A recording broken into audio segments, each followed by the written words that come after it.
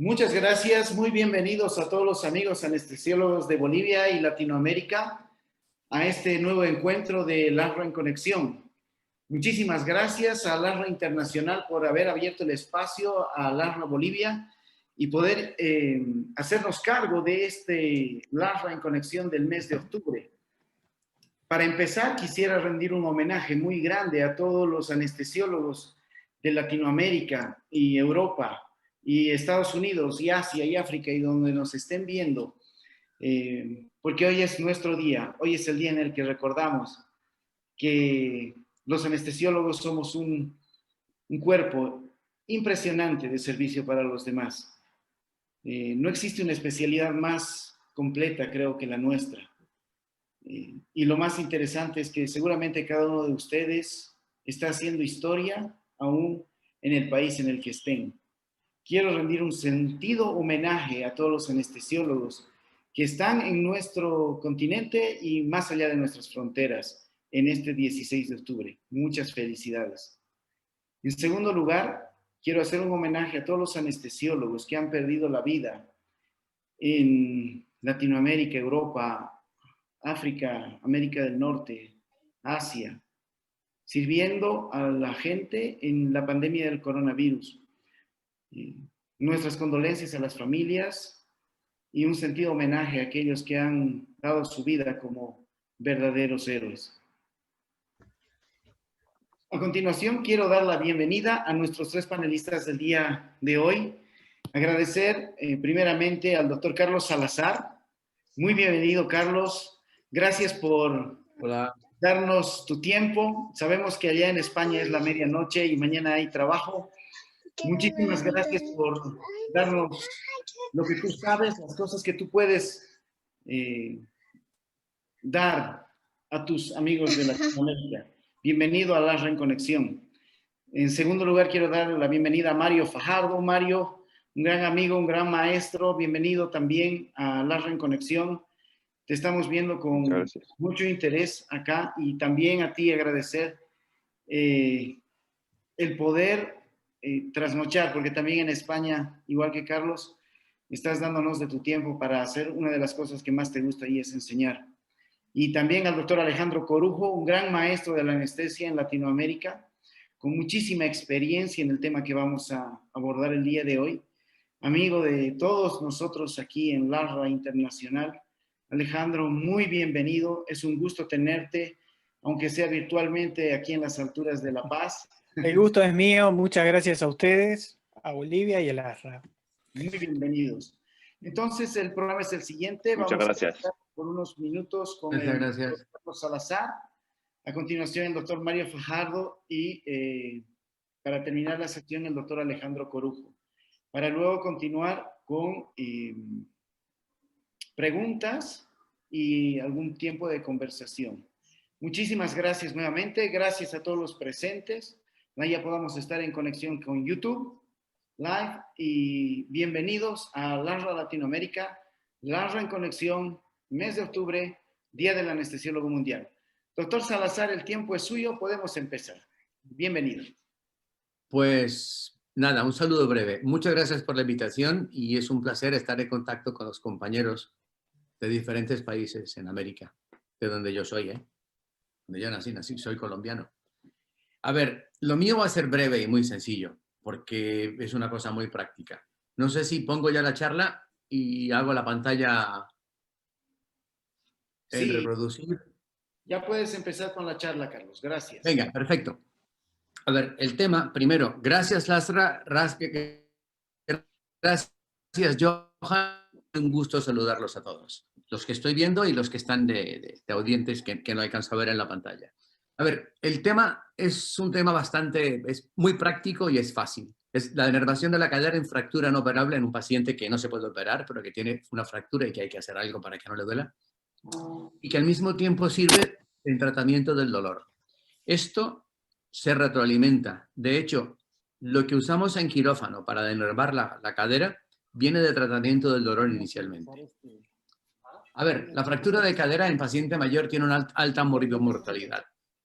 Eso lo sabemos. Cualquier referencia que busquemos habla de la mortalidad de gente mayor con patología asociada, que tienen complicaciones posibles y que más o menos la mortalidad a un año es, según los diferentes referencias, puede estar entre un 10, un 11 y un 15% la mortalidad acumulada. La solución más efectiva para Doctor, una perdón, fractura... Hola. no está compartiendo pantalla por si acaso. Ostras, ¿y qué hago? Abajo, en el A centro de ver, la pantalla, tiene un botón verde que vuelvo dice a compartir salir, pantalla. compartir pantalla. ¿Ahora sí? Tienes que darle y te sale un botón a la derecha, seleccionas la pantalla que quieras en el ordenador. Compartir. Ahora sí. ¿Ahora la ves? Ahora ¿La estáis viendo o no? Ahí Sí. se ve perfecto. Sí. Se ve perfecto, gracias. Vale, Si la puede Pues- ampliar, por favor. la ampliamos. Muchas gracias. Vale, estamos hablando de que la fractura de cadera es un problema, sobre todo en los países que tenemos gente más mayor. España es uno de los países que tiene más población mayor en el mundo, es el segundo del mundo, y eso es un problema de todos los días.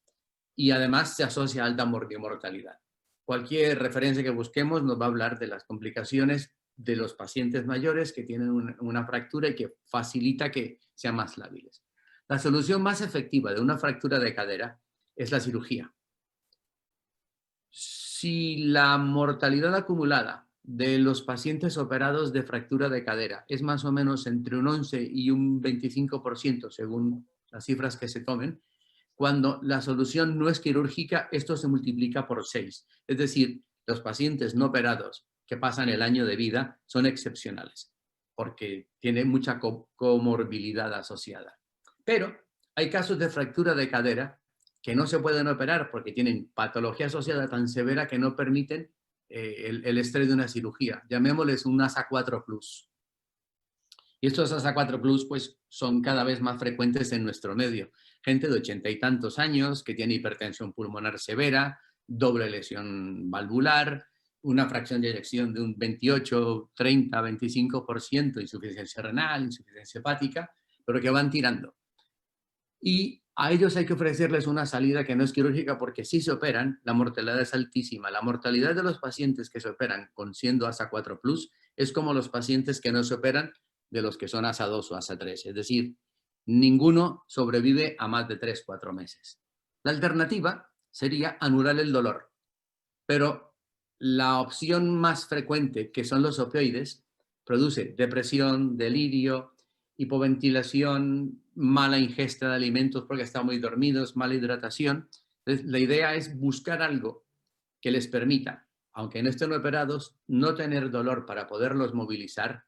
La movilidad de estos pacientes ASA 4+, ya de por sí es limitada en casa, de silla, cama, sofá, para hacer la higiene y eventualmente darles de alta. Porque estos pacientes, cuando no se operan, se quedan 2, 3, 4, 6 semanas hasta que buenamente o mueren o tienen que irse a una residencia tutelada. El requisito para poder solucionar esto sería tener un poquito en mente la anatomía y un poquito la farmacología, que las dos cosas son antiguas.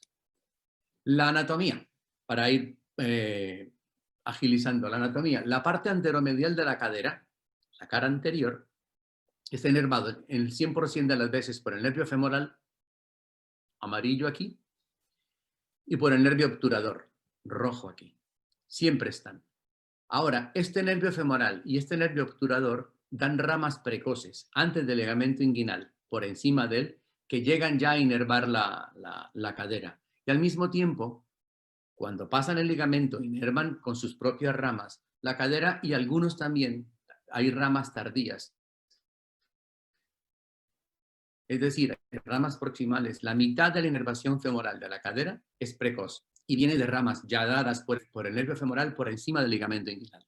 Por eso, un bloqueo femoral tiene resultados variables en analgesia de la fractura de cadera. El obturador también le pasa lo mismo, tiene ramas altas en un 31% de los casos y ramas bajas en un 38% de los casos. Es decir, femoral y obturador están siempre en la cara anteromedial de la cadera y su inervación es muy variada. Hay ramos precoces, hay ramos in situ y hay ramos tardíos. Y todos se conjugan para inervar la cadera. Al lado derecho estamos viendo los dibujos que hizo nuestra compañera María Fernanda Rojas, muy bien editados, explicando el femoral, el obturador, y en la mitad de los casos, o sea, en un caso sí y un caso no, hay un nervio obturador accesorio, que curiosamente no viaja con el obturador, sino que pasa más lateralizado, más en paralelo al nervio femoral. Y muchas veces pasa por encima del ligamento inguinal, no pasa por debajo o a través de él. O sea que puede ser compleja la inervación para explicarla, pero es muy sencillo luego para manejarla. Lo importante es que femoral y obturador están siempre en la cara anterior.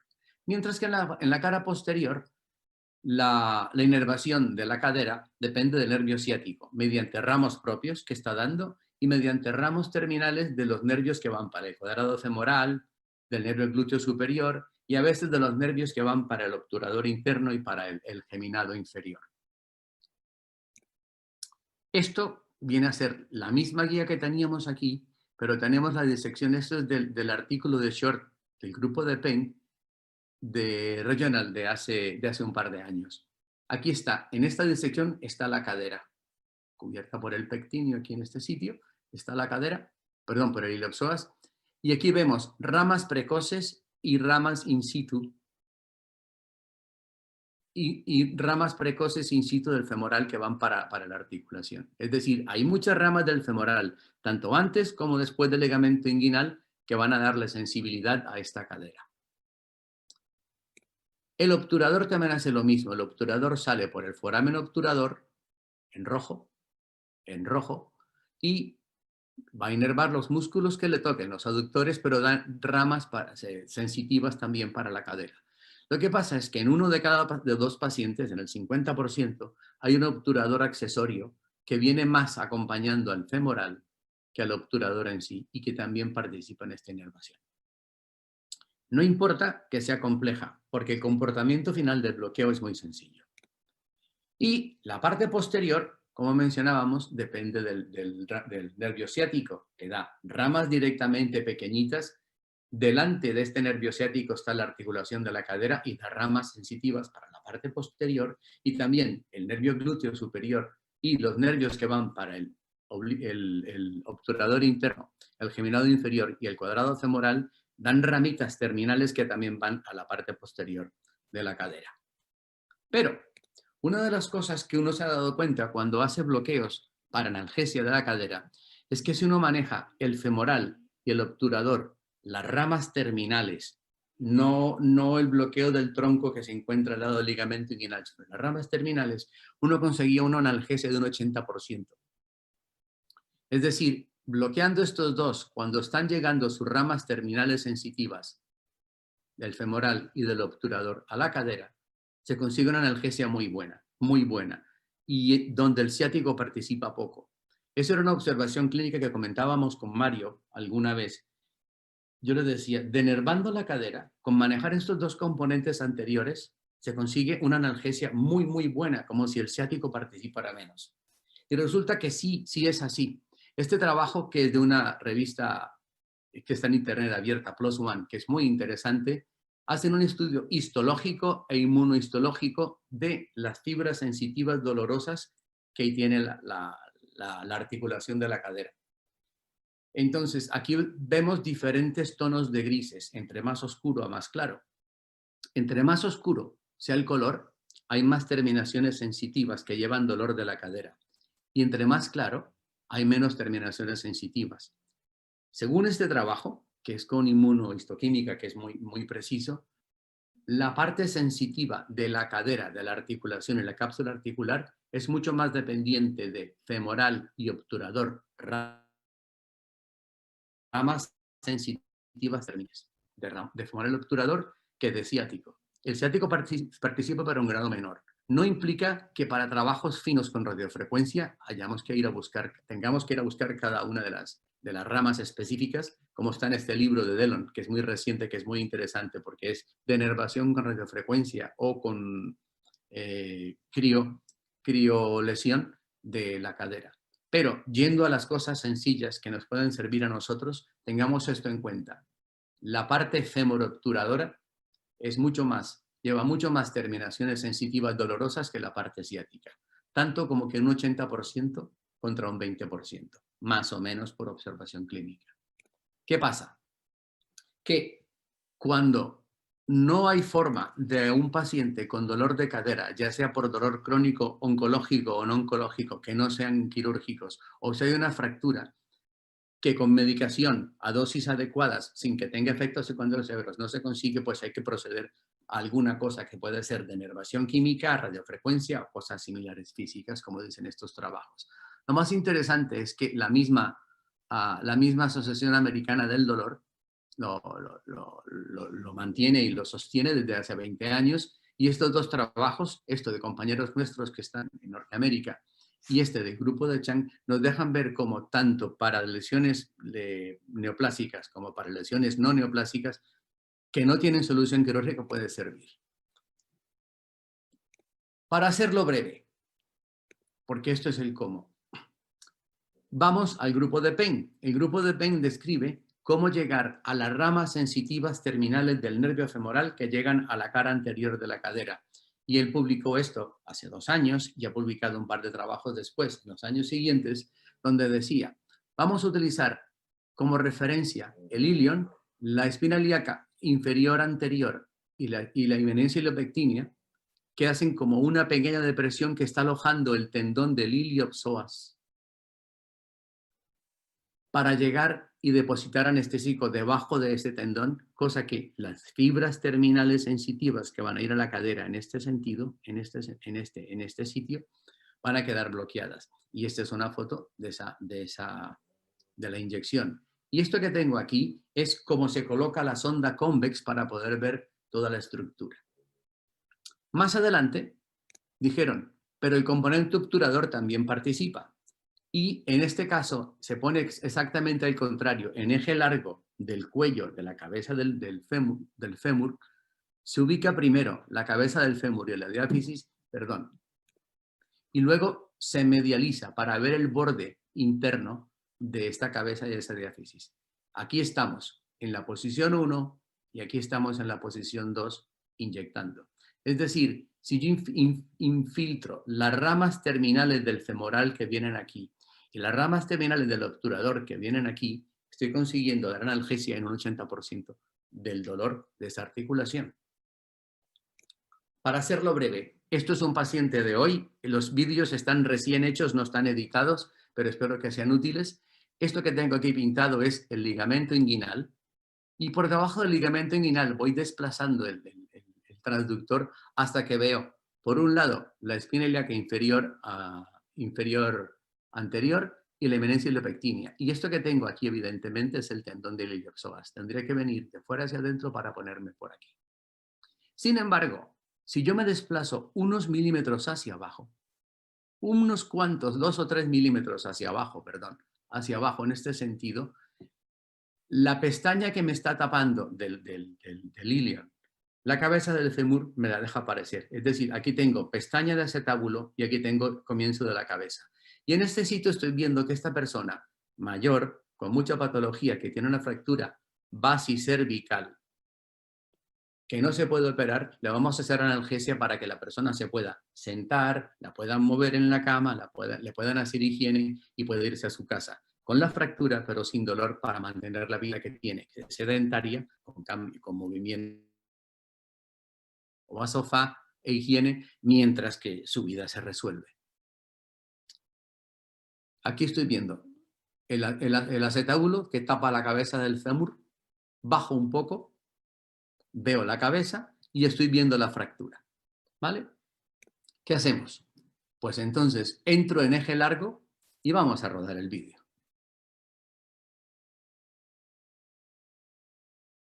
Por aquí vengo, me pongo debajo del tendón, estoy justo encima de la unión de la cresta de acetábulo con la cabeza, verifico la posición 2 veces para que lo tengamos claro, estoy tocando esta parte de aquí, donde tengo la flecha, y ahora empiezo a inyectar. Y al inyectar se ve que estoy formando como una cápsula alrededor de la cápsula articular, una cápsula hipoecoica de anestésico local alrededor de la cápsula articular. Lo repito, por si... Ay, perdón. Lo repito.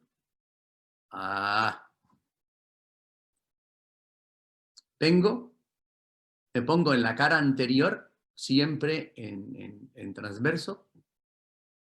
Me pongo debajo del tendón de iliopsoas, aspiro y empiezo a inyectar.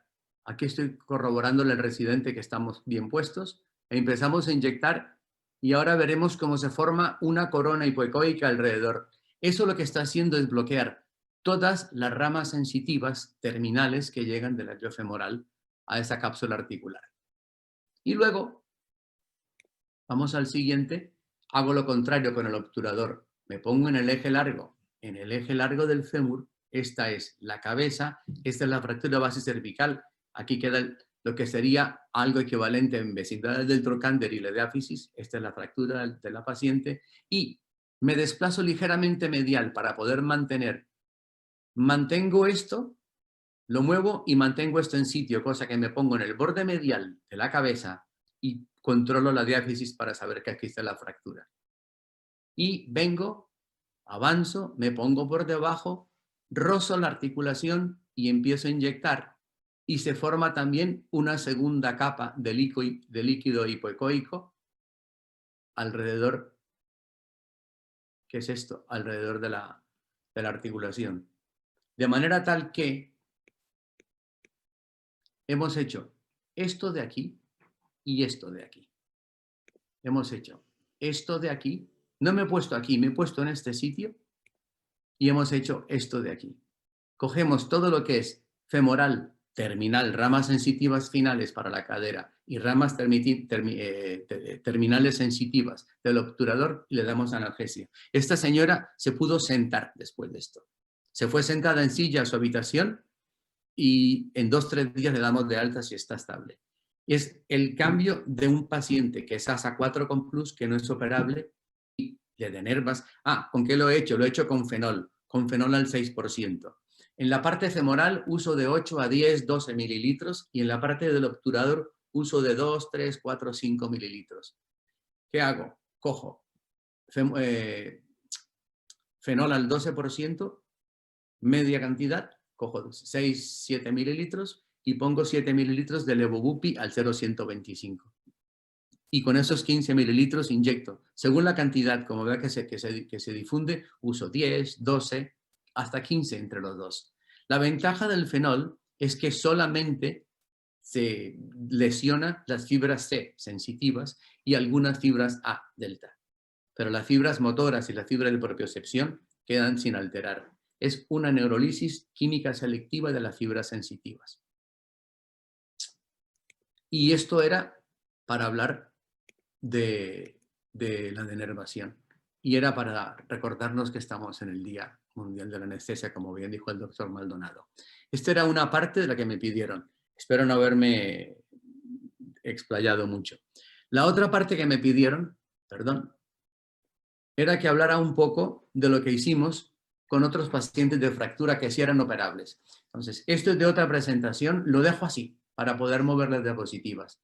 Esto es la pandemia de COVID que hubo en Madrid entre mediados de marzo y primera semana de mayo, que nosotros en el hospital llegamos a tener 9.200 casos visitados, el 30% de estos fueron ingresados y de ese 30%, 250 pacientes estuvieron con ventilación mecánica invasiva.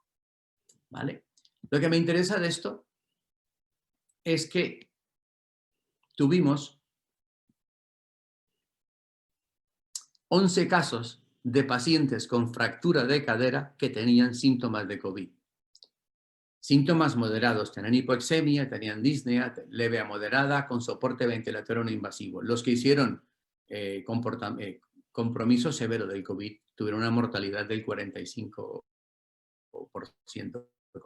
como dice aquí. Pero estos que tenían un comportamiento moderado, lo que hicimos fue optimizarlos, arreglar la anemia, controlar la glicemia y esperar a que los síntomas respiratorios del COVID pasaran. Y mientras tanto, le hacíamos un bloqueo femoral con levobupi, con ecografía, un bloqueo típico al lado del ligamento inguinal. Y con 12 mililitros, de 12 a 15 mililitros de levobupi al 0,125 más 20 de triamcinolona, conseguíamos analgesias entre 30 y 40 horas. Lo fuimos repitiendo porque los traumatólogos no querían que tocáramos la articulación porque le iban a operar. Y dijimos, vale, seamos conservadores, hagamos bloqueos a repetición y conseguimos optimizar los pacientes y 11 días y medio después de media los pudimos operar con 0 muertes. Todos se fueron de alta. De hecho, este señor que está aquí, que salió en una portada de la revista dominical del País, es uno de nuestros pacientes. 86 años, con fractura, tuvo compromiso moderado de COVID y lo pudimos arreglar. ¿Esto qué quiere decir?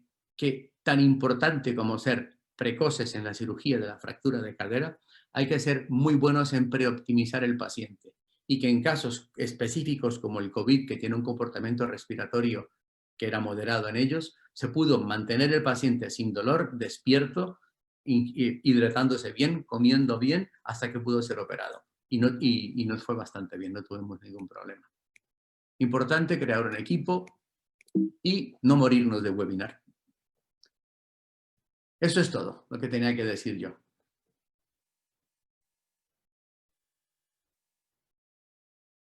Muchas gracias, Carlos. Fantástica la presentación, muy ilustrativa.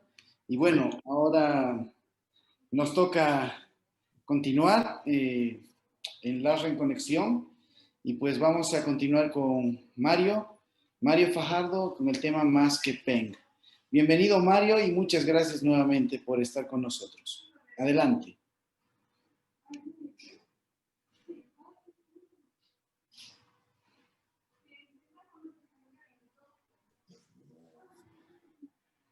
Mario, no te escuchamos.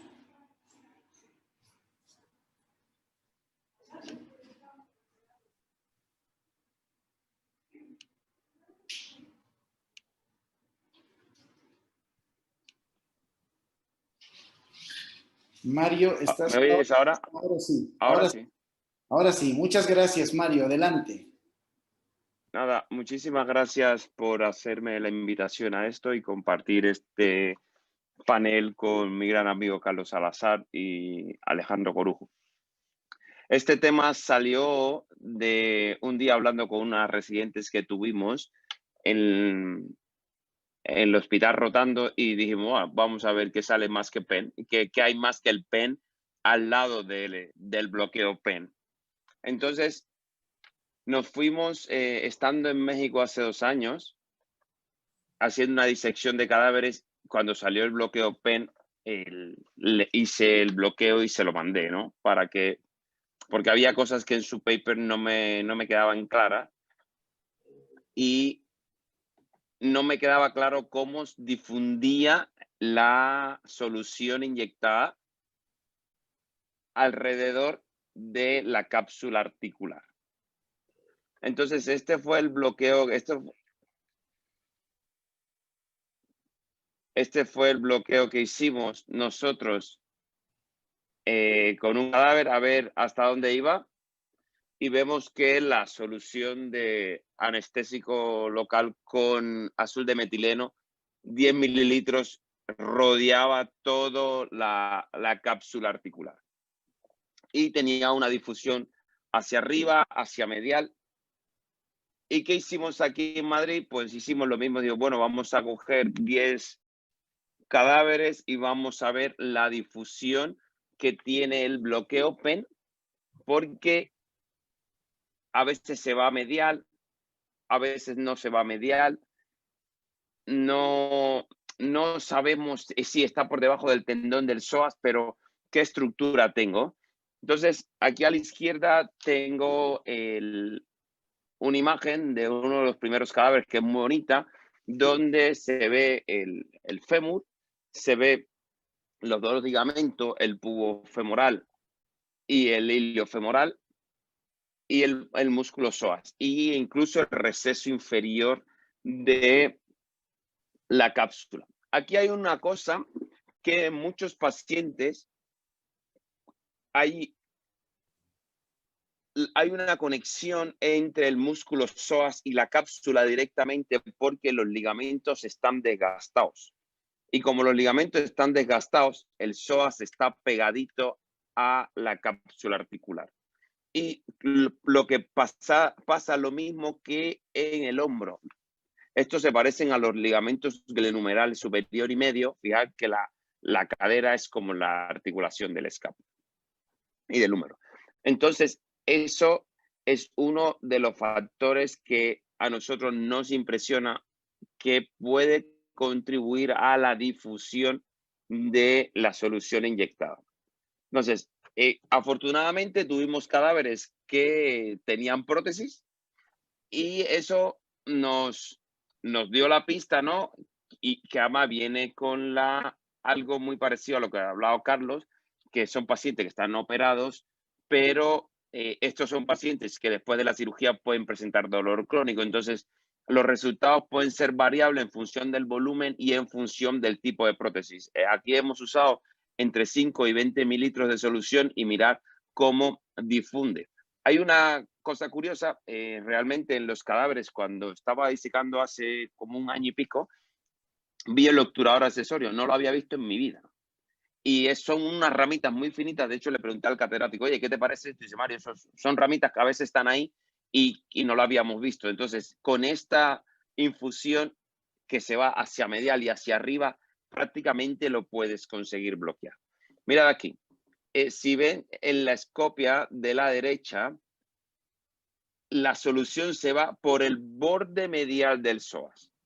Y al irse por el borde medial del psoas, vas a coger el nervio obturador arriba.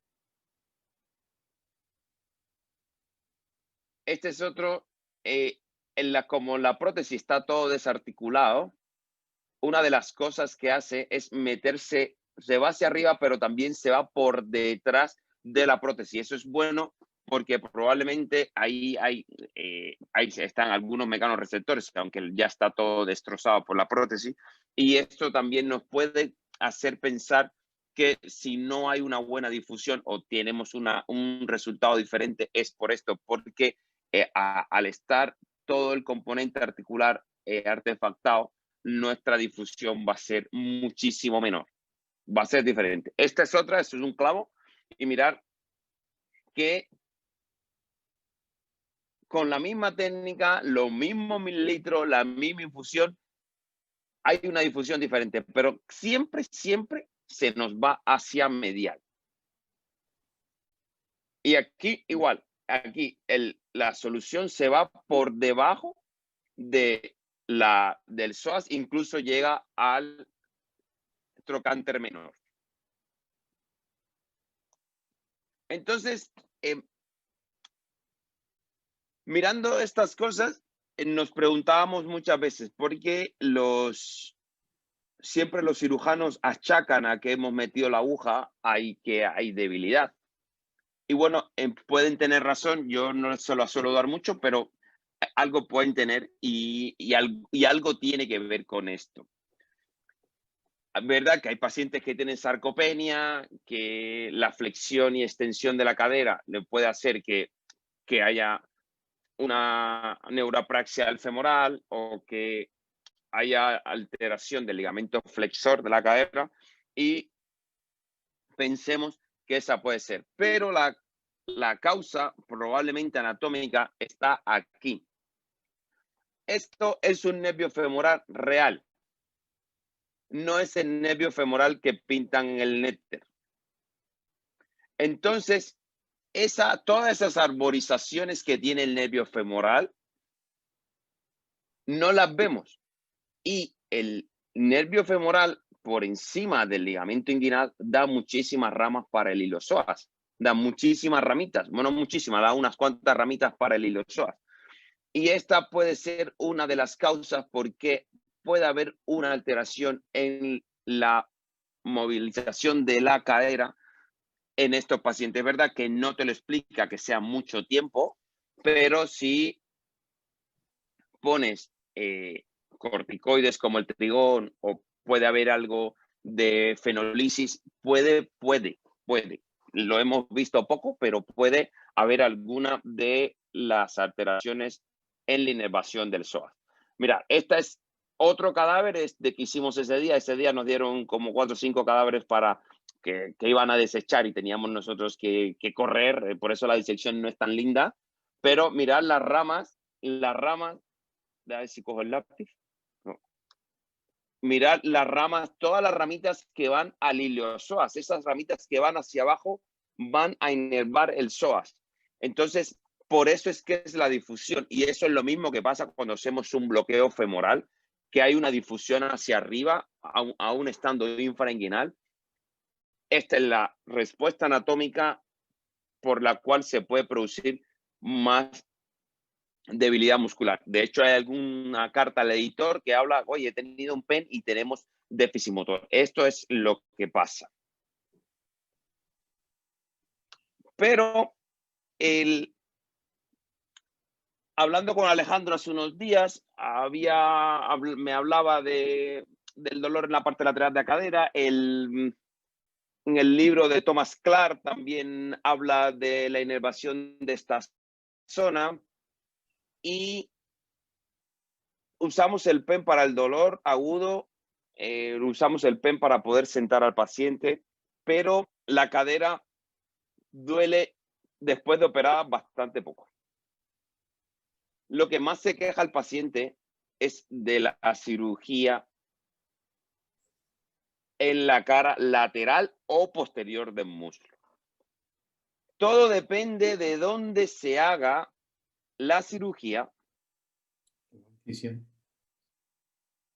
donde se haga la incisión, habrá que hacer una cosa u otra. Si además de hacemos el PEN, tenemos una cirugía en la cara anteromedial de la pierna, pues nos vale el femorocutáneo. Pero si vamos a la región posterior, es la preferencia del cirujano, no es nuestra. Tenemos que hacer otro abordaje porque esta zona es una zona compleja en inervación que está parte de los clúneos superiores y alguna rama del hipogástrico inguinal que van a inervar la parte superior del muslo. Por eso es que pensamos en el PEN, pero después de la cirugía esta zona suele quedar con dolor.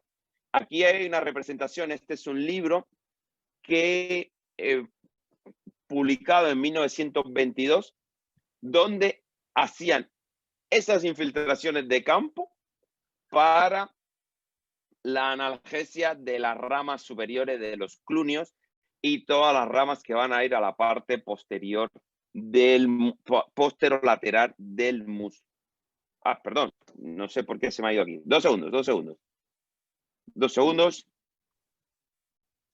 No acabo, ¿eh? Ahora les voy a dejar de compartir la pantalla y les voy a poner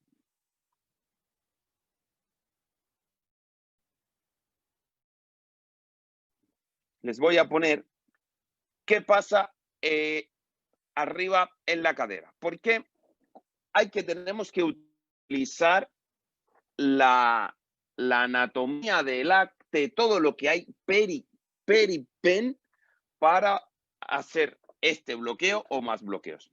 Mira, cuando ponemos la sonda, ahora se la voy a enseñar en el eco, encima de la espina ilíaca, por aquí viene el hipogástrico inguinal, aquí viene el femorocutáneo lateral, que perfora el ligamento inguinal.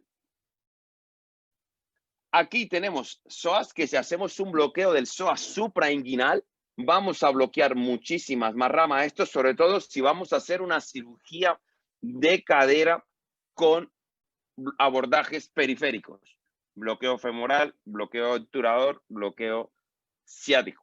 Es preferible hacerlo suprainguinal que infrainguinal. Y aquí medialmente tenemos las ramas del génito femoral que si hacen abordaje anterior es una opción para el complemento de la cirugía. Mira, le voy a poner eco para que vean. Será aquí. 2 segundos.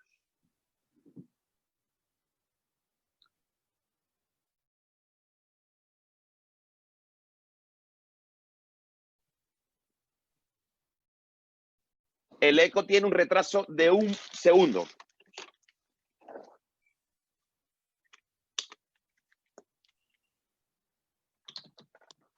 Mira, vamos a empezar en la espina ilíaca anterosuperior. Ahí tengo hueso. Ese es iliosoas. Aquí arriba Perdón, ¿los demás estáis tengo viendo? ligamento inguinal.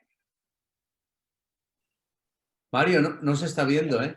Mario, no se ve, No. no estamos viendo el video. No. Voy. No, Ahora, Ahora. sí. aquí tengo la espina. Aquí tengo ¿Eres ligamento tú? inguinal. Sí. Y este es la perforación del femorocutáneo lateral en el ligamento inguinal. Si yo me voy más hacia medial, voy a ir despacio porque tiene un retraso de 1 minuto. Ahí tengo eminencia iliopectínea. Ahí tengo tendón del psoas. Si me voy más medial, voy a ver, aquí tengo el nervio femoral a nivel suprainguinal. Perdón.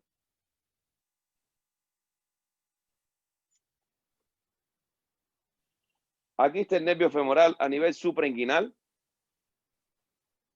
Aquí tengo la arteria ilíaca y aquí arriba tengo el genitus femoral. Entonces, es una opción.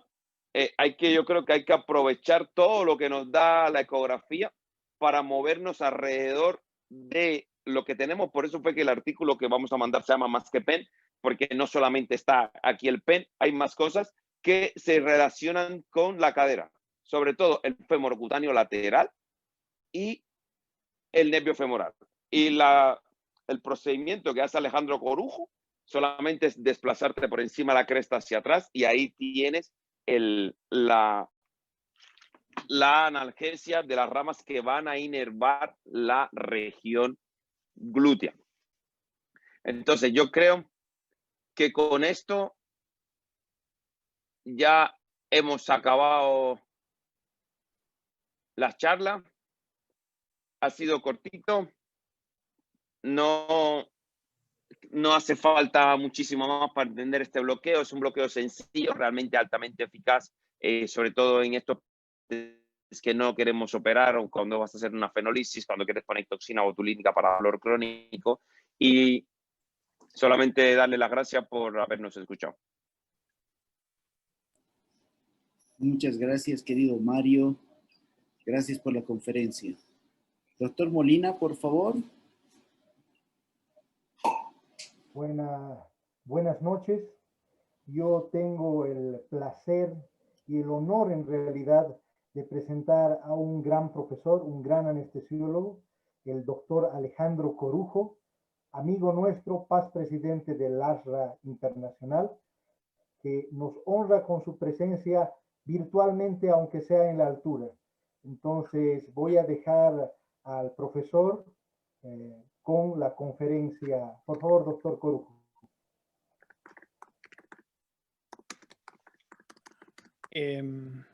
A ver si encuentro.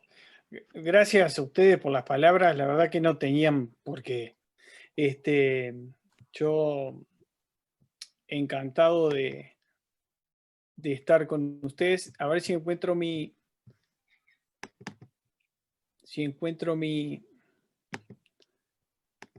Bueno, he perdido mi Zoom.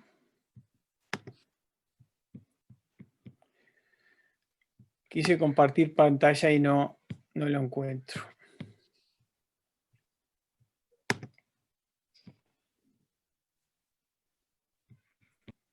¿Estoy compartiendo pantalla? Yo estoy viendo tu Sí, están escritorio. moviendo todo lo que tienes en el Bueno. portátil. Disculpen. Entra y sale, ¿no? No. Si ven lo que tengo en el portátil, porque se me había perdido un poco el Ya. asunto. Ahora sí, solamente está. agrandado. Ahí está. ¿Ven bien ahora? Perfecto. ¿Me escuchan? Perfecto. Bueno, muchas gracias LASRA Bolivia, LASRA en Conexión. La verdad que encantado de las charlas del doctor Salazar y el doctor Fajardo, que como supuse iban a ser brillantes y con una carga de anatomía importante. Por lo cual mi charla va a ser corta, referida a un procedimiento que estamos haciendo desde hace unos años, que se hace en muchas partes del mundo y que llega después que la artroscopía de rodilla, que la artroscopía de hombro, empieza la artroscopía de cadera. Y si aún no están haciendo en sus países, va a llegar en poco tiempo. Así que vamos a ver algunas cosas referidas a este tipo de cirugía artroscópica de cadera, qué es lo que les puede interesar, qué pueden sumar o hacer y qué tiene de especial. Como les comentaba, estos son unos gráficos que muestran cómo la artroscopía de cadera se viene presentando como una cirugía cada vez más frecuente. Nosotros la empezamos muy esporádicamente y ahora ya la hacemos de forma regular. Tenemos coordinaciones prácticamente todas las semanas y vemos en el gráfico de abajo cómo es un tipo de cirugía artroscópica que llega bastante después de la cirugía de la rodilla y del hombro, porque se necesita ser más experto el cirujano artroscopista para poder hacer una artroscopía de cadera. O sea, hacen primero una curva de aprendizaje, un buen entrenamiento en otro tipo de artroscopía y después se pasa prácticamente a la artroscopía de cadera. Eso es lo que sucede normalmente. Puede no ser, puede haber excepciones, pero es lo que se ve. Nosotros empezamos en Uruguay en el 2011. Recuerdo, Uruguay es un país chico, nos llega a 4 millones de habitantes. Nuestras frecuencias de cirugía no son tan altas como en otros lugares, pero en el 2011 ya arrancamos y esporádicamente, pero ahora ya tenemos coordinaciones regulares. Digamos que el 95% de las indicaciones son por lesiones del labrum, que es la zona más dolorosa de la cadera, como bien mostró el doctor Salazar, es donde más hay receptores de sensibilidad, de dolor en esa zona y realmente son pacientes que la sufren bastante. Nuestros pacientes, ya empezamos a ver la diferencia con la patología artrósica. Esta no es patología artrósica de cadera, es más, es dudosa la indicación cuando coexiste este tipo de patología con artrosis, o sea, la indicación de artroscopía de cadera es dudosa esa indicación. Entonces son pacientes entre 30 y 50 años, sanos. Esperamos una cirugía de entre 2 y 3 horas. Nosotros acá hay además un tiempo de preparación, ¿verdad? Que a veces puede ser un poquito extenso. Y un dolor postoperatorio moderado, y nosotros tenemos un alta al día siguiente.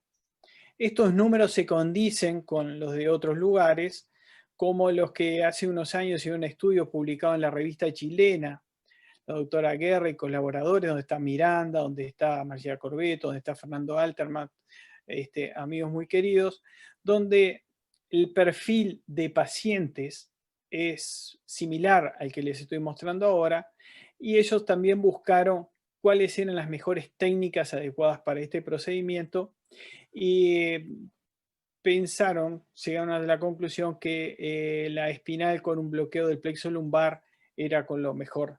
Se llevaba incluso para analgesia posoperatoria. ¿Por qué duele? Entonces, el posoperatorio duele por dolor intraarticular. Cortan la cápsula, muchas veces hacen la capsulotomía, trabajan sobre el labrum, que es, como les dijimos, la zona que más duele, hay resecciones óseas y también la característica de esta cirugía es que hay tracción. Entonces tenemos los portales de abordaje que no generan gran dolor, la infiltración de los tejidos porque se usa una bomba de infusión continua de sueros, y esa distensión puede generar dolor y también la tracción. También en este trabajo de mayo del 2016 nos habla, como ya vimos, que la cadera tiene una inervación múltiple, múltiples opciones anestésicas y no se animan a sugerir una estrategia única. Aquí tenemos alguna foto de nuestros pacientes donde vemos cosas a tener en cuenta. Una, la protección de los pies, ¿verdad? Que se va a poner una mesa de tracción, como siempre, pero también el poste que queda entre las dos piernas va a ser una tracción prolongada, tiene que tener un diámetro de 20 o más centímetros, alrededor de 20 centímetros.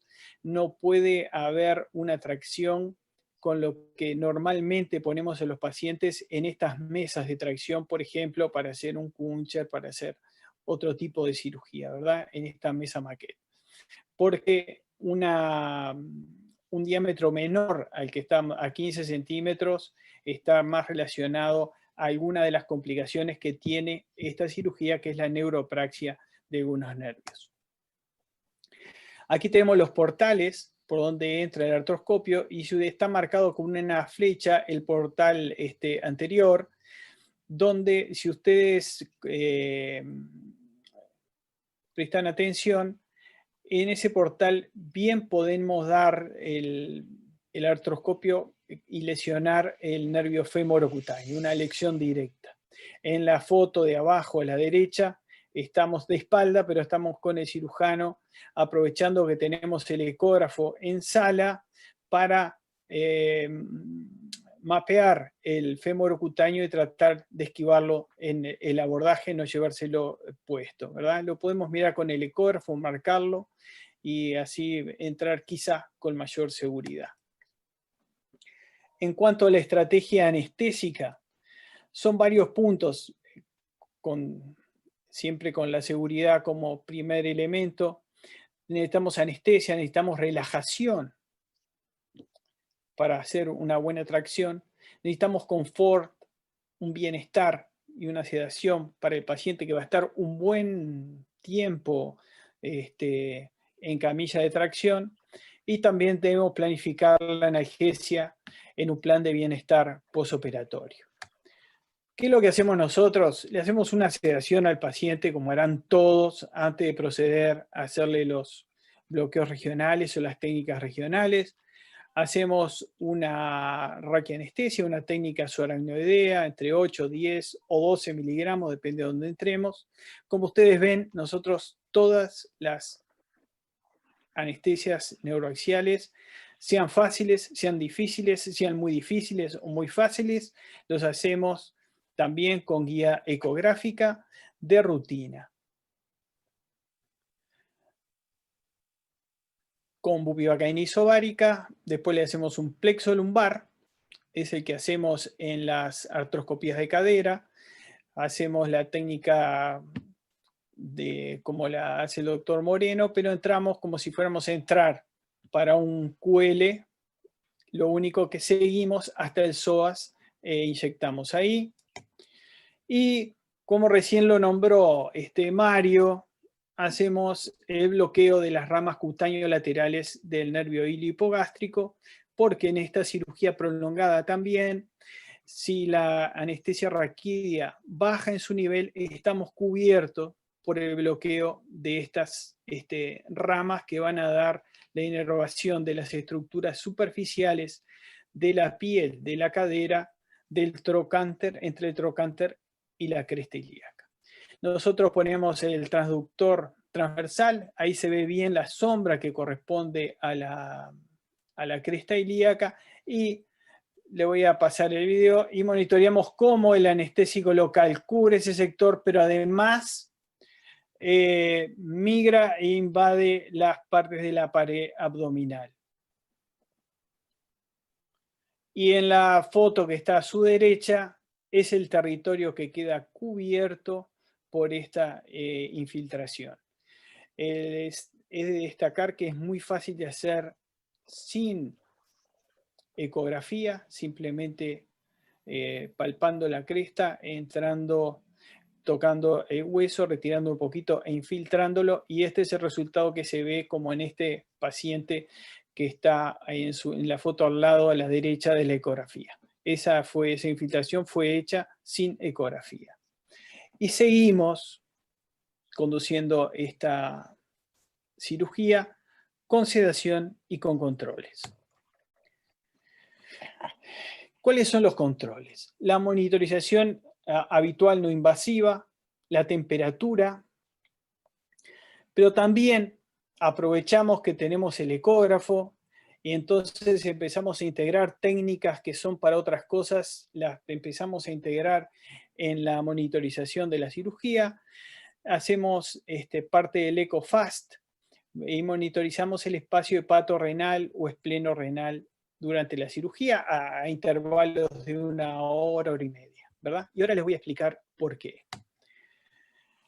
Por las complicaciones. Las complicaciones que se describen en esta técnica pueden llegar hasta el 1.5% en las revisiones grandes. La mayoría son lesiones o del fémur cutáneo o neuropraxias transitorias comprensibles por la tracción, ¿verdad? Pero en algunos casos está el síndrome de compresión abdominal, bajos casos, provocados por la bomba de infusión y la cantidad de líquido que se va en infusión mientras hacen la artroscopía. Recuerden que a veces en este periodo de 3 horas se pueden llegar a infundir, a pasar por la bomba cerca de 30 litros más o menos de líquido de lavado, ¿verdad? Y algunas otras complicaciones. Uno dice, es una cifra pequeña, 1.5%, pero recordemos que a nosotros nos parece una cifra igual de tener cuidado, mucho cuidado. Estamos hablando de gente joven, además, que está en actividad, que quiere hacer deporte, que le está molestando y que quiere quedar bien. No se puede llevar una complicación. Son pacientes a los cuales no les puede pasar nada. Fíjense en este estudio. 2 estudios puse acá, uno referido a más de 6.000 artroscopías, otro a más de 8.000 artroscopías, y llegan a los mismos valores. O sea que el 7.5% tiene algún tipo de neuropraxia temporal, que es la complicación menor más común, pero alrededor de un 0.5%, la extravasación del fluido articular se convierte en una complicación mayor y a veces importante. Esta extravasación articular, acá hay otro estudio referido a 1.286 pacientes, donde se vio extravasación sintomática 1.6% y algunas ocurrencias asintomáticas. Nosotros tuvimos, son tan pocas las complicaciones que cuando uno las tiene se les acuerda bien. Nosotros en nuestra serie, ya le digo, no son tantos pacientes, pero son más de 100, tuvimos un paciente que hizo un cuadro de distensión abdominal, que retrasó el alta, que le provocó un hilio, que hubo que hacerle otros estudios, etcétera, etcétera, etcétera. Y en esta serie, en base a 1.286 pacientes, vieron que 4 pacientes requirieron cirugía por esta complicación, ¿verdad? Este es un artículo publicado en el 2017. Entonces, si tenemos distensión abdominal, hipotermia, hipotensión y acidosis metabólica, puede llegar a ser. Digamos que, y lo podemos monitorizar fácilmente, esta posible complicación, es por eso que lo hacemos. Recordemos que el síndrome compartimental abdominal puede llegar, en ciertos casos, a una falla multiorgánica importante. ¿Y qué pasa cuando el líquido penetra en la cavidad abdominal? Se trasvasa la cavidad abdominal, va a las zonas más declives. Esas zonas más declives son, ahí están marcadas en azul, el fondo de saco de Douglas y la parte entre la pleura y el hígado y entre la pleura y el riñón. Ahí están marcados. Son espacios, mire, ahí mire qué bien se ve con ecografía, esto con un transductor curvo, esto con un traductor de fase, y no les parezca complicado esto que les estoy comentando, porque no existe un anestesiólogo que, aunque nunca haya usado un ecógrafo, que no pueda reconocer el hígado y el riñón. Son estructuras que nosotros conocemos fácilmente y reconocemos fácilmente. Y entrenarse en visualizar este espacio no les lleva más de unos pocos minutos, simplemente alguien que les prenda el ecógrafo, que les muestre, que lo agarren, que se lo ponga. No lleva más de 15 minutos aprender estos abordajes. La parte del vaso es un poco más difícil de ver y también se puede ver el fondo de saco de Douglas por detrás de la vejiga. Eso que se ve grande es la vejiga. Ya sería un paciente que seguramente tenemos que hacer buscar sondarlo, que sea evacuador antes de irse de bloc. Eso al final de la cirugía a veces lo hacemos. Miren, esto es un paciente en una artroscopía de cadera. Estamos en plena cirugía, el cirujano ya sabe, y cada hora hay algo, le fijamos ese espacio hepatoesplénico y también hepatorrenal y también el del hígado y la pleura, ¿verdad? La sensibilidad, poco líquido, ya se puede ver, llegar a ver ahí. Y realmente este es un paciente de hoy. Fíjense, ya llevamos 2 horas de cirugía y realmente había 0 líquido en ese espacio. Otra cosa que pasa es que con esta infusión continua de líquidos, el paciente, si pasa al abdomen, le baja la temperatura, puede llegar hasta 33 grados la temperatura, así que la temperatura también es otro valor no invasivo, fácil y que podemos incorporar, y de hecho nosotros lo incorporamos. Ya hablando de lo que hacemos durante la anestesia, el confort y la seguridad, nos queda este paciente que terminada la cirugía, nosotros la anestesia la tenemos que encarar con un concepto perioperatorio que abarca el posoperatorio. No es lo mismo hacer anestesia que dormir a un paciente para que lo operen. Es distinto. Entonces nosotros tenemos que pensar en el posoperatorio, pensar en su recuperación y pensar en una alta cada vez más rápida, especialmente en estos tiempos de COVID. Así que nosotros le indicamos, por supuesto, la analgesia posoperatoria que arranca con un plan multimodal que empieza ya con el plexo lumbar, que empieza hacemos también una carga de dexametasona en el intra, y después sigue con una bomba de infusión continua con especialmente antiinflamatorios. Así que le indicamos un plan que a nosotros no nos satisface decir de analgesia posoperatoria. Nosotros creemos que el paciente tiene que tener un plan de bienestar posoperatorio. Dentro de ese bienestar posoperatorio está la estabilidad médica. También está el descanso. También está que no tenga otros elementos como náuseas, vómitos, retención urinaria. Y a todo eso hay que agregarle la analgesia, ¿verdad? Entonces es un plan de analgesia, pero es un plan de analgesia que permita el descanso, que el paciente recuperado sea un paciente que está entero, que haya podido dormir, etcétera, etcétera. Así que, continuando lo que el doctor Salazar y el doctor Fajardo hicieron, que fueron unas exposiciones muy buenas y respetando el tiempo de todos, también respeto el de ustedes, y ya nos vamos a poner en el final con un resumen en pocos caracteres, como está de moda hoy y como nos han cambiado las comunicaciones.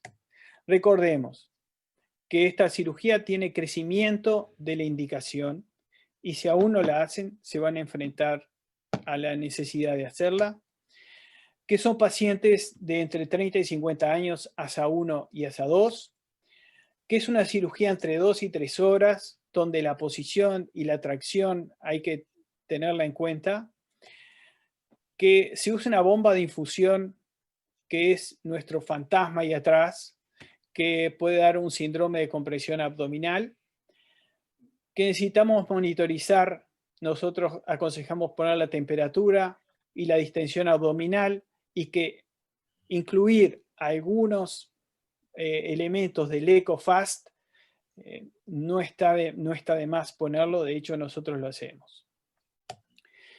Y que el plan de analgesia debe estar incluido en un plan de bienestar postoperatorio.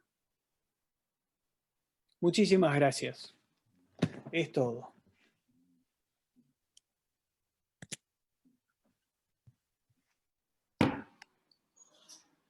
Muchas gracias, Alejandro. Gracias a Carlos y a Mario. Tenemos algunas pocas preguntas. A ver. Aquí dice, para el doctor Corujo. Acá en Bolivia una artroscopía de cadera demora entre 4 a 5 horas. ¿Cuánto tiempo de anestésica segura dura la técnica que usted nos propone?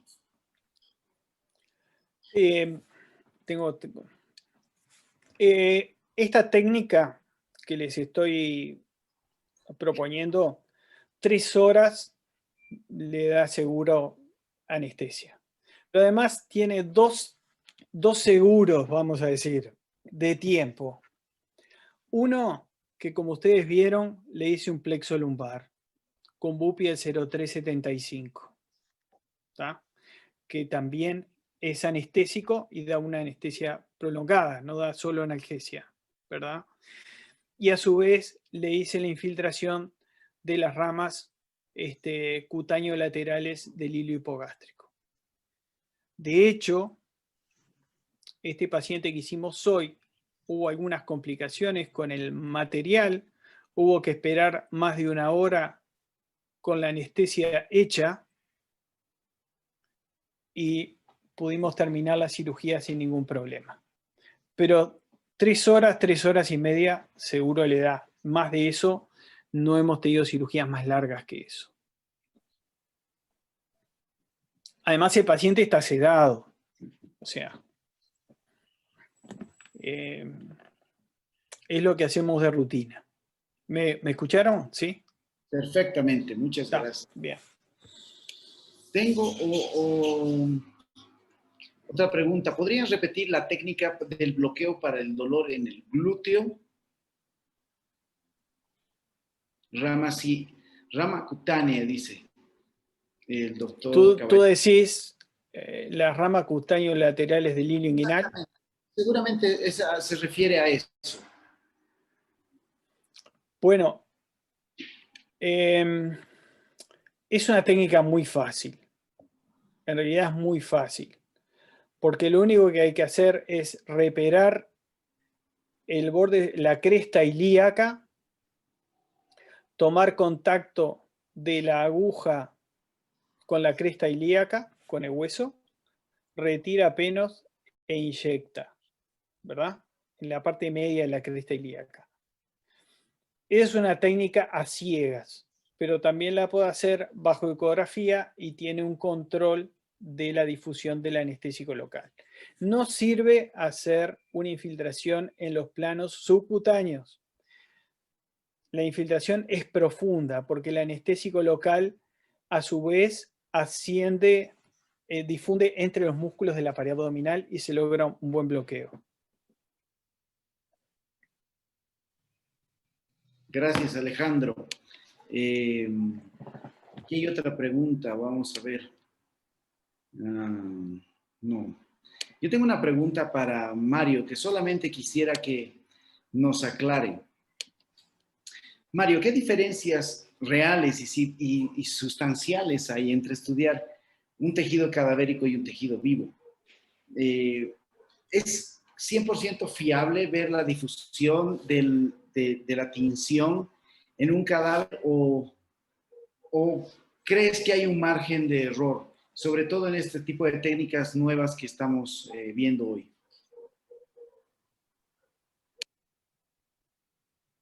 Yo creo que no tenemos otra manera de estudiarlo. O tenemos animales o tenemos cadáveres. Siempre va a haber un margen de error. Es verdad que Aquí tú haces un bloqueo que estás inyectando entre planos faciales y periósteo y tienes una difusión. No, depende del cadáver que uses, si usas un cadáver fresco, si usas un cadáver en piel, si eso es un cadáver en formol, donde los compartimientos son totalmente diferentes. Entonces, con los cadáveres intentamos simular lo más cercano posible a lo que hacemos en la realidad. Pero no es un humano que tiene flujo, que se mueve, pero hay algunos procedimientos en que no hay muchísima diferencia entre un cadáver y un modelo vivo. En este caso, se asemeja bastante. Muchas gracias, Mario. Sí, realmente he tenido la ventaja y el gusto de conocer el lugar donde trabaja Mario en el curso de Ultra Dissection allá en Madrid y realmente es espectacular.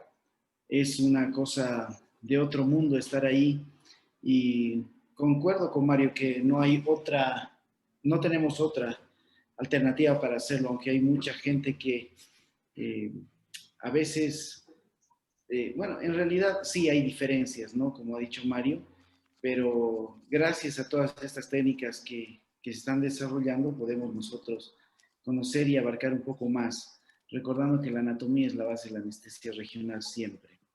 Aquí tengo una pregunta, dice, ¿cómo tratan la debilidad en la flexión de la cadera? Sea esta por tracción o secundaria al bloqueo. Si alguien quiere responder, por favor. Mira, hay una de las cosas que tiene la cirugía es esta.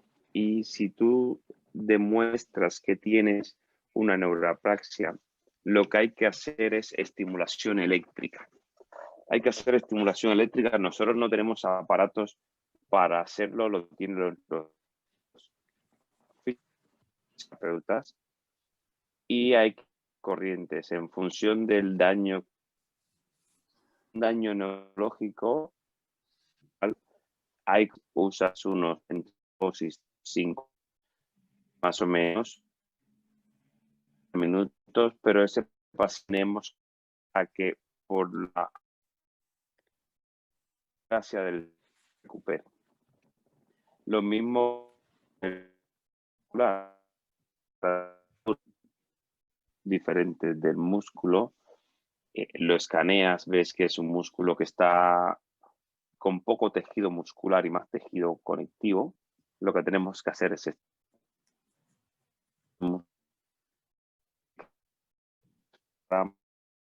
sensación muscular que lo usan los fisioterapeutas.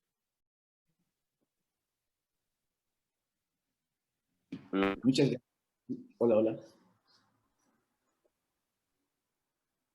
Hola. Sí. Gracias, Mario. No te copié lo último. Bueno, no, está muy bien. Hay otra pregunta, seguramente para Alejandro. Dice, buenas noches, ¿utiliza algún coadyuvante en el bloqueo subaracnoideo, bloqueo de plexo lumbar o bloqueo de las ramas del ilio hipogástrico? No, ningún coadyuvante. Es bupivacaína solamente.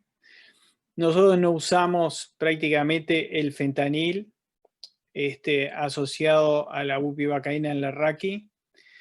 Y en el bloqueo de la cresta sí lo hacemos con lidocaína con adrenalina 1 en 200.000, unos 20 cc. Es el único aditivo que tiene. Pero no le ponemos, sí le hacemos dexametasona intravenosa, unos 8 miligramos, pero no se lo ponemos al anestésico local.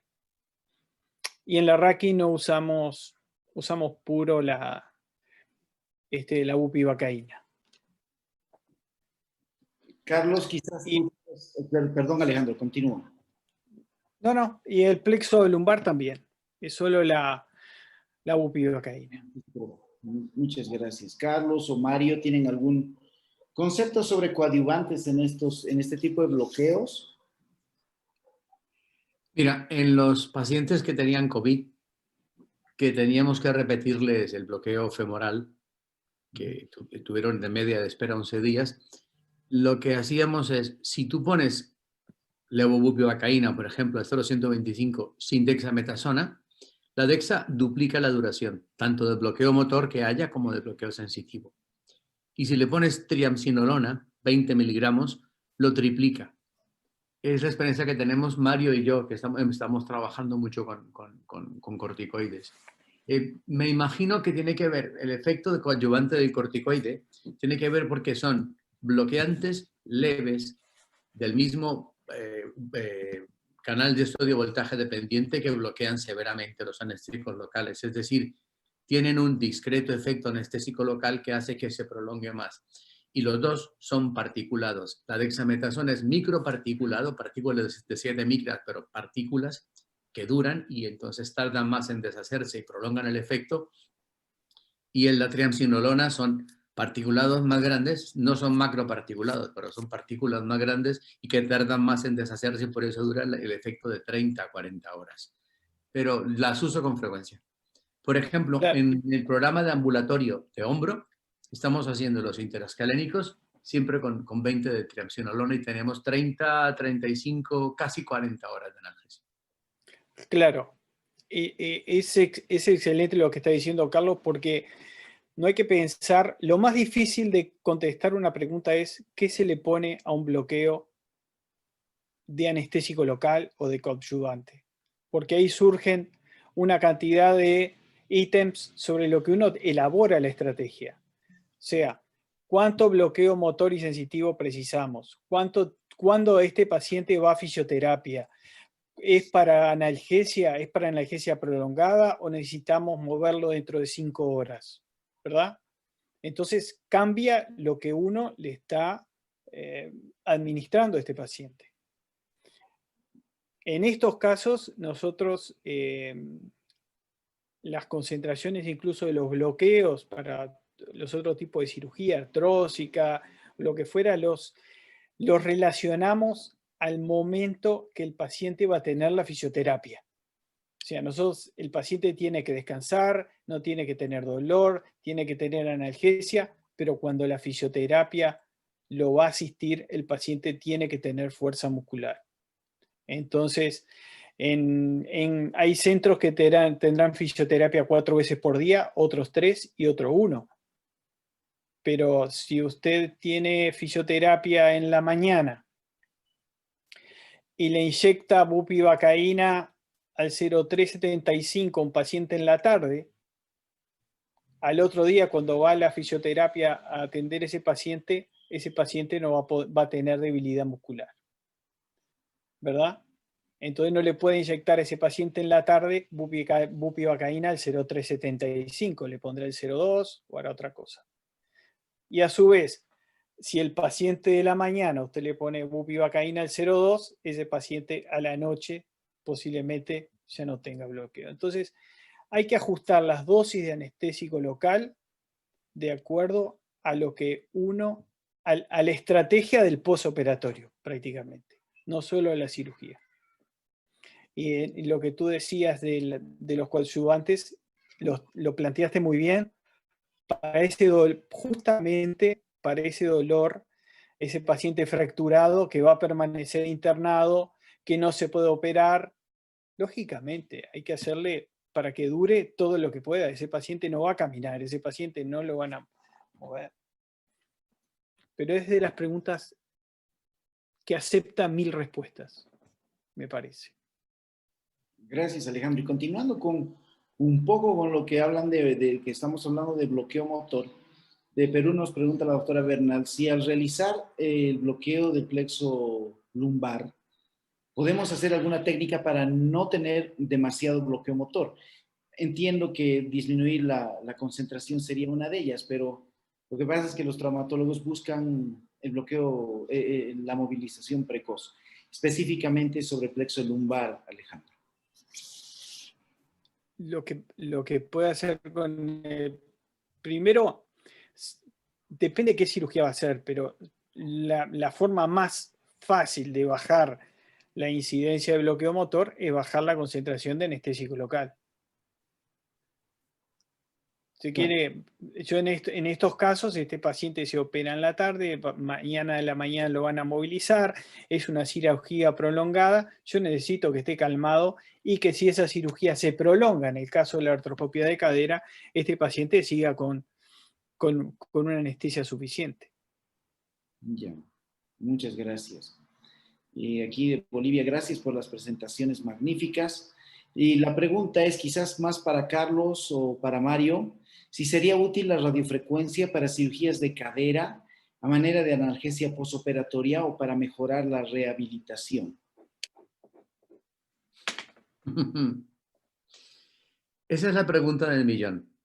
Útil es, pero es mucho más complejo de hacer porque es mucho más selectiva y tienes que estar moviendo el paciente para un lado y para otro. La ventaja para fracturas o para pacientes que no van a ser operados es mucho más eficiente fenolizar, porque va a durar mucho más, va a ser mucho más sencillo, porque es que son 2 inyecciones con 2 abordajes. Son un abordaje en transversal, otro en longitudinal, 8 mililitros y 4 mililitros. Y eso te va a durar lo que quieras. En cambio, para hacer radiofrecuencia tienes que buscar específicamente las 4 ramas principales que se van a mover. La femoral y el obturador, buscando si no hay un accesorio, en uno de cada 2 lo hay, o sea, 3 ramas que hay que buscar específicamente para hacer radiofrecuencia, ya sea fría o la clásica, en la cara anterior, y luego girar el paciente para poder buscar las ramas posteriores de la cara posterior de la articulación de la cadera. Yo creo que para dolor, y siendo más finos, tratamiento del dolor sí, pero para dolor posoperatorio yo haría otra cosa. Bueno, muchas gracias. A ver, creo que hay una pregunta que están escribiéndola aún, pero bueno,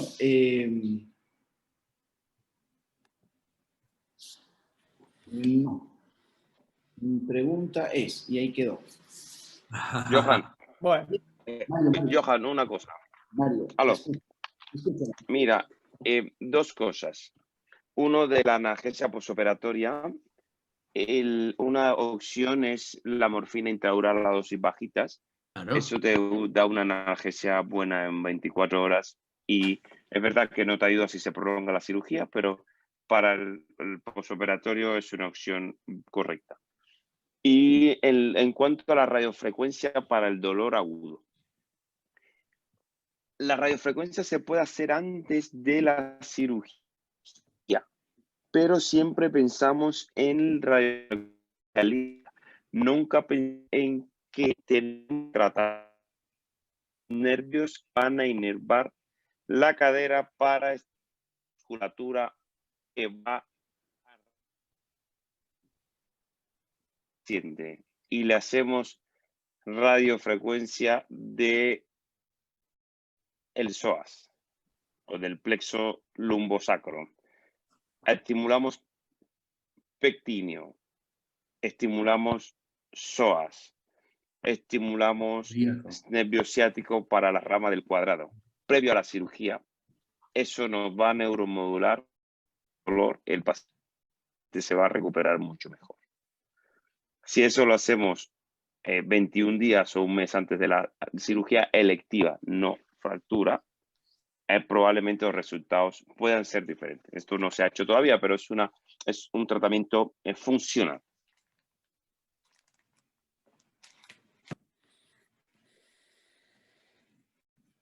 Perdón, muchas gracias, Mario.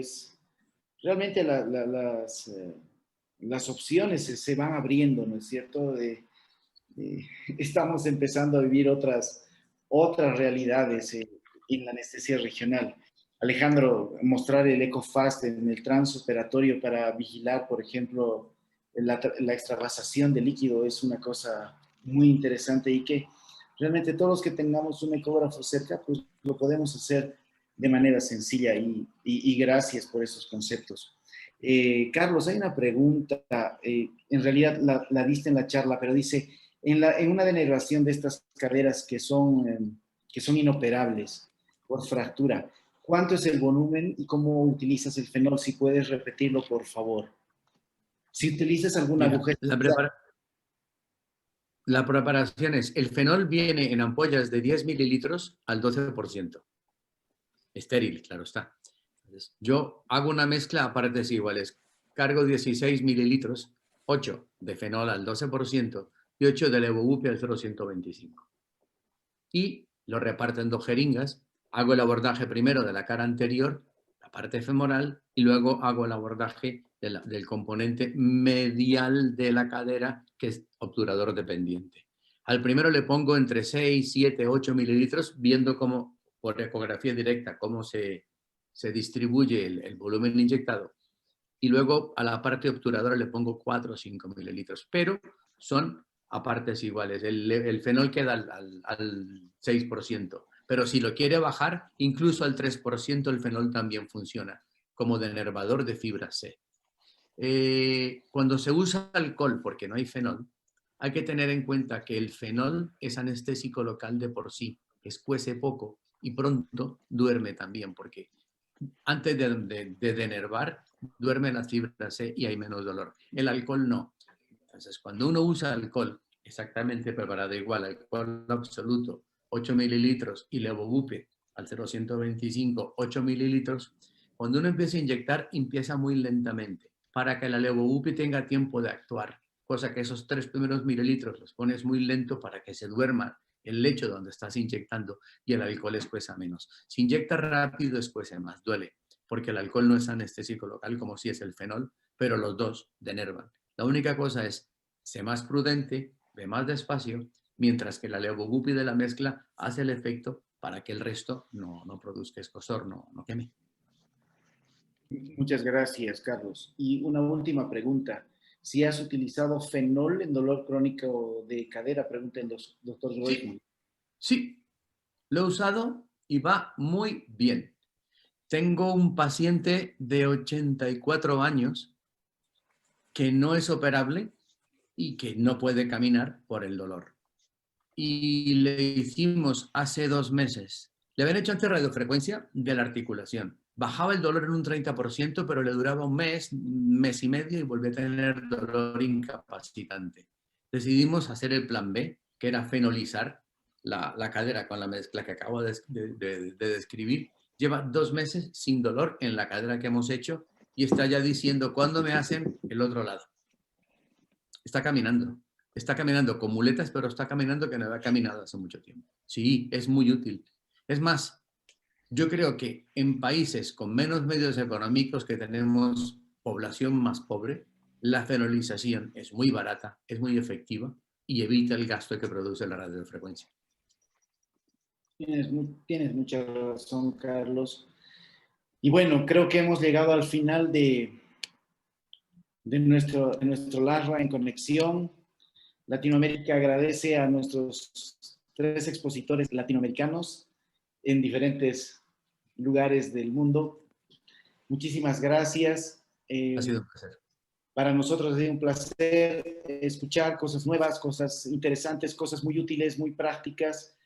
Y desde el LASRA Internacional, pues les mandamos todo nuestro corazón, nuestro cariño y esperamos vernos pronto personalmente cuando esta pandemia vaya minorando, vaya calmando y pues será hasta pronto. Muchísimas gracias.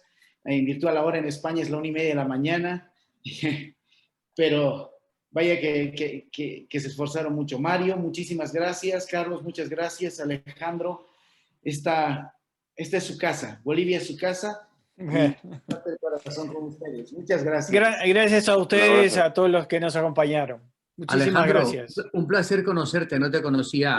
Igualmente, te quiero agradecer a ti y a Mario porque he aprendido mucho. También han dado unas soluciones muy prácticas para algunos problemas. Muchas gracias. Un abrazo grande. Gracias. Un abrazo grande. Un abrazo Carlos, a todos. Chao. Buenas noches. Chao. Gracias. Hasta luego. Muchas gracias. Hasta pronto. Gracias, John. Buenas noches. Gracias. Hasta luego. Gracias. Muchas gracias. Muchas gracias.